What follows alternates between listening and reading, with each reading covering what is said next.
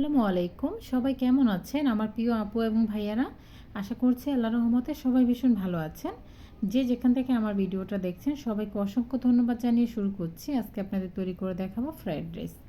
তো এর জন্য চুলায় একটি প্যান বসিয়ে দিয়েছি, কিছুটা তেল দিয়ে তেলটাকে গরম করে নিয়েছি, তারপর এখানে ডিমটা ভেজে নিচ্ছি।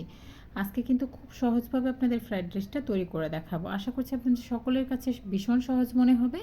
আর এটা খুবই সহজে চটজলদি কিন্তু বাচ্চাদের টিফিনে দিতে পারেন বা সকালের নাস্তার জন্য এটা বানিয়ে নিতে পারেন। ডিমটা ভেজে উঠিয়ে নিচ্ছি। ডিমটা উঠিয়ে নেওয়ার পর কিছুটা তেল দিয়ে এখানে দিয়ে দিচ্ছি 1 টেবিল চামচের মতো। এখানে রয়েছে রসুন কুচি। রসুনটাকে একটু ভালোভাবে ভেজে নিতে হবে। রসুনটা যখন ভাজা হয়ে যাবে এখানে দিয়ে দিচ্ছি কিছুটা গাজর কুচি। গাজরটা যেহেতু একটু মানে সেদ্ধ হতে দেরি লাগে, এর জন্য এটাকে আগে ভেজে নিচ্ছি। আপনারাও এটাকে আগে ভেজে নিতে চেষ্টা করবেন। গাজরটা ভাজা হয়ে গেলে এখানে 3 ধরনের ক্যাপসিকাম আর কিছুটা কাঁচামরিচের কুচি দিয়ে দিচ্ছি। এগুলো কিন্তু চুলার আঁচটা মাঝামাঝি বা বাড়িয়ে ভাজলেই ভালো হয়, যাতে করে সবজিটা একটু ক্রাঞ্চি হয়ে যায়, হালকা একটু সফট হয়ে যাওয়া অবধি এটাকে ভেজে নিতে হবে।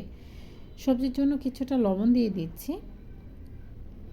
ভালোভাবে এটাকে সফট হয়ে আসা অবধি ভেজে নিচ্ছি। যখন এটা ভেজে নেওয়া হয়ে যাবে তখন আগে থেকে সিদ্ধ করে রাখা ভাত এখানে ব্যবহার করছি। আপনারা চাইলে আগের দিন রাত্রে যে ভাতটা থেকে যায় সেটা দিয়েও তৈরি করতে পারবেন। আমি আজকে রান্নাটা একেবারে সম্পূর্ণ কিন্তু আমি কোনো পোলার চালে করিনি।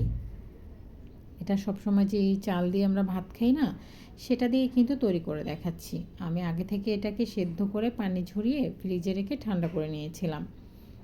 আমি সেই ভিডিওটা ধরিনি, কারণ ভিডিওটা কিন্তু বড় হয়ে যাবে, এর জন্য সহজভাবে আপনাদেরকে বলে দিলাম। তো এটাকে নেড়েচেড়ে মিক্স করে এখানে টমেটো সস দিয়ে দিচ্ছি কিছুটা সয়া সস। আপনারা চাইলে কিন্তু এখানে টেস্টিং সল্টটাও ব্যবহার করতে পারেন, বাট এটা স্বাস্থ্যসম্মত না, এর জন্য আমি ব্যবহার করিনি। তো রেস্টুরেন্টের স্বাদ পেতে হলে সেটা অবশ্যই দিয়ে দিবেন। তারপর এখানে দিয়ে দিচ্ছি আগে থেকে ভেজে রাখা ডিম। সম্পূর্ণ সবগুলো মিক্স করে নিচ্ছি। ভালোভাবে নেড়েচেড়ে মিক্স করে কিছুক্ষণ রান্না করে নিচ্ছি।